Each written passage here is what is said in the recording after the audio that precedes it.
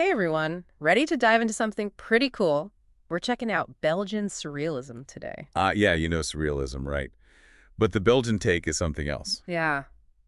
We're not just talking melting clocks, though. We'll get to Magritte for sure.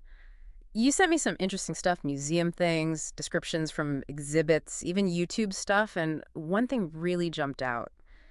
Those Belgian artists, they were all about collaboration. Yeah, collaborations like the heart of Belgian surrealism. Forget the lone artist thing. This was a whole network of creatives bouncing ideas off each other. So different from that classic image of the artist all alone and tortured in their studio. Why the need to work together, you think? Was it like a reaction to what else was happening in the art world back then? Well, you see a contrast with how, say, the French surrealists were doing their thing much more individualistic. But for the Belgians, it went beyond just being buddies. That collaboration led to some seriously innovative techniques. Imagine a bunch of artists all pushing the limits of surrealism, but together, just Yeah. tossing around ideas. So they pushed each other like a friendly competition, seeing who could make the trippiest art. Kinda, yeah. And because of that, to really get a Belgian surrealist artwork, you almost got to see it next to other pieces from the movement. It's like each one's a part of a bigger picture. You put them together, and boom, way deeper understanding of what they were going for. Feature artwork, it's like a piece of a bigger conversation. Got to have that context. And speaking of context, the research mentioned how politically aware these artists were, especially the women, not something you usually picture with surrealism, right? You're hitting on a key point. Yeah. Belgian surrealism, it wasn't just about, painting your dreams.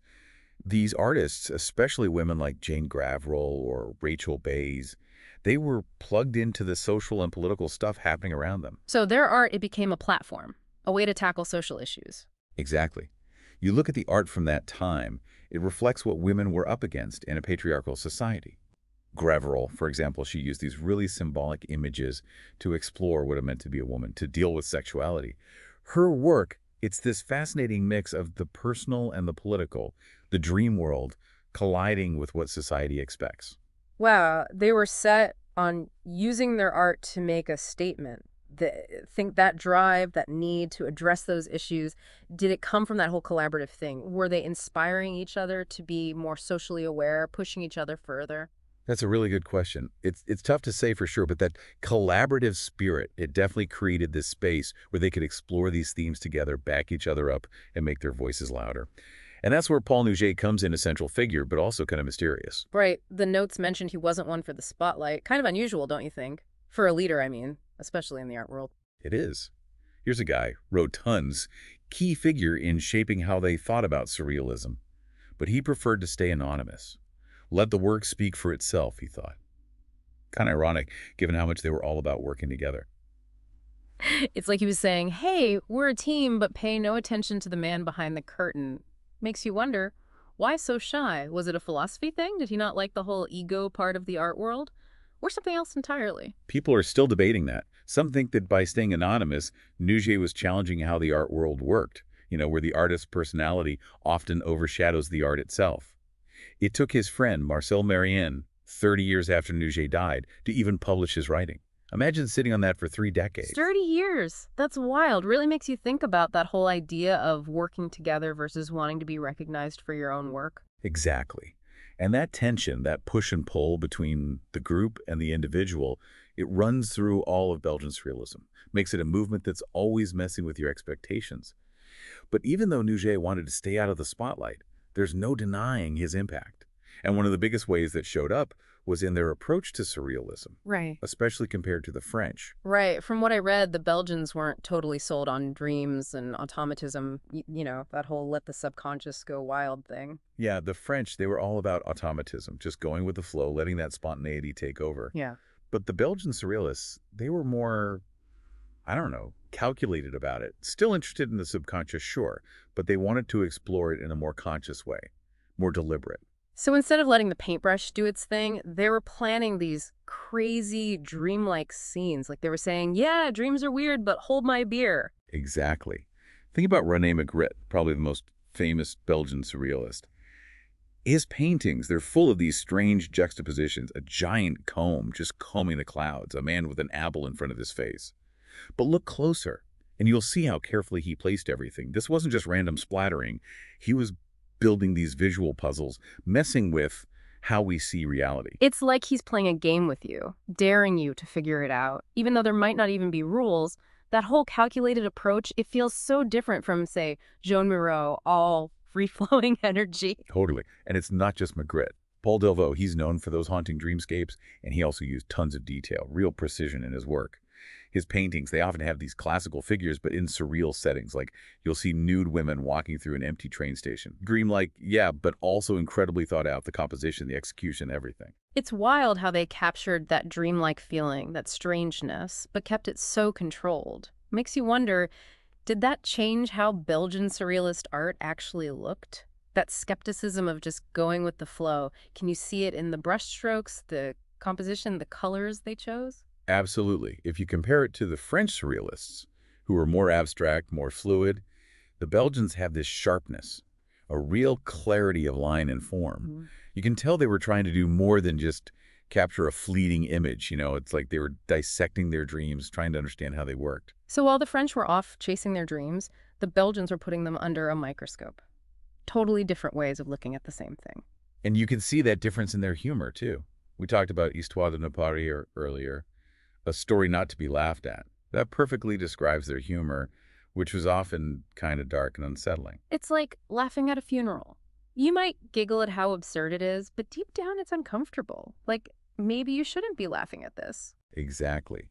The Belgian surrealists, they were amazing at walking that line between humor and being uneasy. Look at Magritte's painting, The Menaced Assassin. It's a murder scene, right? A naked woman's dead on a couch, the killer's just chilling, listening to music, and the cops are closing in. It's messed up and funny at the same time. Forces you to think about the darker side of what people are capable of. It's like they're holding up this mirror, showing us all our hypocrisies, the stuff we're anxious about, the things we want but don't talk about. Not always easy to look at, but it makes you think. And speaking of thinking, our research mentioned a link between Belgian surrealism and symbolism, that late 19th century art movement.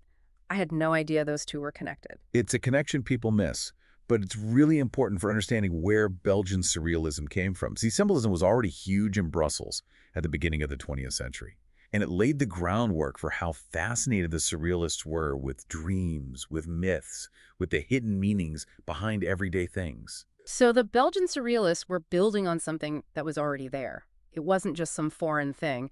It grew out of their own artistic backyard. Exactly. Groups like Les XX and La Libre Esthétique, they were active in Brussels around the late 19th, early 20th centuries. These groups loved artists who were into mysticism, spirituality, all that inner world stuff. Their exhibitions, their salons, they basically created the perfect environment for symbolism to grow. And later, that gave the Belgian surrealists something to springboard off of. Brussels sounds like a pretty happening place for artists back then. Was there something about the city itself, the vibe, the intellectual scene? Did that help this kind of artistic experimentation grow? Brussels at the turn of the century, total whirlwind. It was a business hub, for sure, but also dealing with social change. Politics were shifting. The future was uncertain. Perfect for artists who wanted to shake things up, see things differently, break the mold. So Belgian surrealism, it was very much a product of its time and place, reflecting all the anxieties, the contradictions, the creative energy that was buzzing in Brussels. But even though it came from a specific place and time, its influence, it spread way beyond its borders. It makes you wonder, what exactly did they take from the symbolists? Was it those moody colors, the focus on dreams, or something else? Symbolism, at its heart, was about looking for deeper meanings behind objects, images. Using symbols to make you feel something, to get an idea across, instead of just showing you the physical world. Like, think about a rose. It can represent love, passion, even death, depending on how it's used. The Belgian surrealists, they took that idea of symbolic language and ran with it. They created their own visual vocabulary, weird combinations of things, double meanings, unsettling images, all of it. So they weren't just copying, they were riffing on it, taking that language of symbolism and adding their own humor, their social commentary, their fascination with how the mind works. Exactly. They weren't afraid to be playful, to provoke you a little, even be a bit subversive with how they used symbols. They understood that art could be powerful, that it could challenge what people thought was normal, start debates, get people looking at the world in a new way. And this connection to symbolism, did that make them stand out in Europe? Were they the only ones doing this, or were other surrealist groups borrowing from the symbolists too? What's so cool about Belgian Surrealism is that it offered a different perspective compared to what was popular in the bigger Surrealist movement. You had the French Yes. Surrealists, led by André Breton, and they were all about automatism, that pure psychic automatism. Mm. But the Belgians, they were more skeptical, even critical of those ideas. So they weren't content to just ride the coattails of the French. They wanted to do their own thing, even if it meant going against the grain. It sounds like they were more interested in engaging with the world, using art to comment on social issues, politics, the human condition, all of that. You got it. They weren't hiding away in dreams in the subconscious. They were grappling with the messy realities of their time. That social awareness, that drive to use art to reflect and critique, that's what defines Belgian Surrealism. And it's one of the things that makes it still relevant to us all these years later. It's pretty amazing how a movement that started almost a century ago can still feel so relevant, so full of ideas that speak to us today. It really is remarkable, isn't it? This movement, it started almost 100 years ago, but Belgian surrealism still feels so fresh, so relevant to what we're dealing with now. That's the thing about art that digs deep, It connects with those universal themes. And Belgian Surrealism, it doesn't shy away from the big questions, does it? Not at all. It's like they're saying, here's all this absurdity. What are you going to do with it? Right. No easy answers. They throw you right into the middle of it and let you figure it out. That. And by doing that, they're challenging us. Think for yourself, they're saying. Question everything you think you know. Maybe even learn to embrace how absurd it all is. And that, I think, is incredibly relevant today, especially now when everything feels so complicated, so uncertain. It's like they're saying, hey, don't freak out about the chaos. Lean into it, explore it, and don't forget to laugh a little. Yes, exactly. And, we keep coming back to this, but that emphasis on collaboration, it's important. We live in a world that's obsessed with individual success, but Belgian surrealism reminds us that sometimes the best stuff, the most innovative, most impactful work, it happens when we work together, when we share ideas, when we support each other. It's a good reminder. We don't have to do everything on our own. And their art, with those dreamlike images, the social commentary, that thought-provoking humor, it's all something we can still connect with today. It sparks conversation. Absolutely. Belgian surrealism, it's not something you just look at and walk away. It demands something from you. It wants you to engage, to ask questions, to maybe even disagree with it. And when you do that, it can change how you see things, open your mind, maybe even inspire you to create something yourself. That's what I love about really digging into these art movements. It's not just about knowing the history, the names, the dates. It's about finding those connections to creativity, to critical thought that link us to the past and to each other. And Belgian surrealism, with that unique blend of wit, social awareness, and artistic innovation, it gives us so much to think about, so many connections to uncover. It's been awesome exploring this corner of the art world that doesn't always get the attention it deserves. Hopefully our listeners are ready to go out there and impress everyone with their Belgian surrealism knowledge. Right. Next museum visit, they'll be the ones pointing out all the hidden symbolism, all that intentional absurdity. But more importantly, I hope this deep dive has made them curious. I hope they want to learn more about this movement and others like it. Because the world of art is vast. There's always something new to discover, to get excited about. Keep diving up, everyone. Keep those creative sparks alive, and we'll catch you on our next deep dive.